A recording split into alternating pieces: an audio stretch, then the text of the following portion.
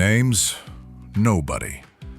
Sometimes on the road, you pass a place that stirs something deep inside. This little church by the river reminded me of a story. Not a story about this exact church, but about what can happen when faith burns bright and how quickly that fire can fade if we forget the people who keep it alive. I call this one the Church by the River. Here was once a church by the river that shone like a beacon in the dark. On weary nights, its windows glowed warm, and the broken, the lonely, and the lost stepped through its gold door into a world where burdens were lifted. They were met not with empty ritual, but with kindness, fellowship, and voices that whispered, "You matter." The secret of the church's strength was no secret at all. It was the people, ordinary men and women who gave their time, their gifts, and their love so that others could see Christ alive among them. Without them, the church was just stone and timber.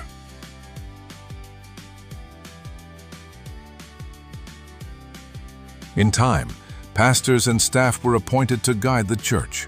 They guarded the programs, tracked the initiatives, and chased growth. But in their gaze fixed on plans and numbers, they began to lose sight of the very heartbeat of the place, the time, talent, and treasure of the passionate followers. And soon the shine began to dim, starting a slow descent into mediocrity. They forgot the faces that had swept the floors, baked the bread, and prayed through the night. When some of these faithful servants grew weary and voiced their burdens, the leaders replied, "If you need to step away, we understand." But without the passionate, the very soul of the church began to fade. The words, though polite, fell like stones. They echoed in the quiet sanctuary, making the singing softer, the prayers fewer. People still came, because they had nowhere else to go. But the fire of love that once burned bright began to flicker and fade. And so the church by the river reached a crossroads. Would the leaders remember that programs and walls do not make a church? That it is love, honor, and gratitude for the passionate who serve that keeps the fire burning? Would they choose more doing of Jesus' word, feeding the hungry, healing the broken, carrying his light in action? Or would they continue sermonizing where the people simply sit and listen while the Spirit's flame fades low? For though the doors may remain open, the Spirit's light can grow dim. Volunteers are the living stones of any ministry. 1 Peter 2:5. Holding it together not with mortar, but with love. Their bond to the work is like a delicate vine. When tended with honor, it climbs higher and bears sweeter fruit. When neglected, it withers. Scripture tells us, "A cord of 3 strands is not quickly broken," Ecclesiastes 4:12. But if the strand of relationship is frayed, the whole cord weakens. Without these givers of time, talent, and treasure, the doors may still stand open, but the warmth that makes a house a refuge will vanish, leaving only walls where once there was welcome. Funny thing about churches, you can polish the pews, ring the bells, and keep the doors open wide, but it's the people inside who decide whether the place is alive.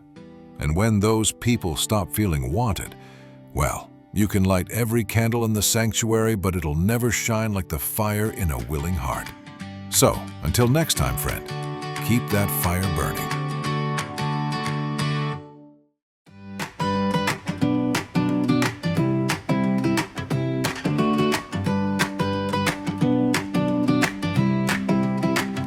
Another child, no bag, no bed, scared and silent, eyes of dread. We post our prayers, we say we care, but where's the love when no one's there?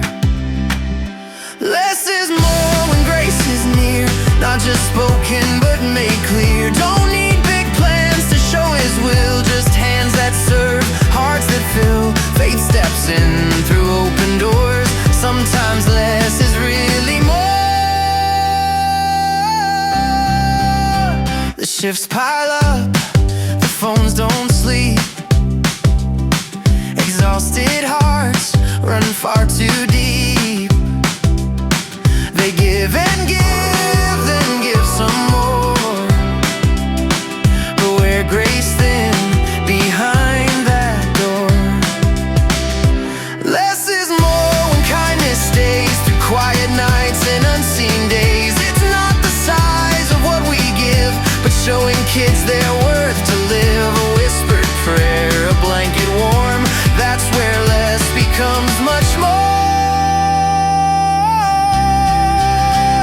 He never said, just learn and wait.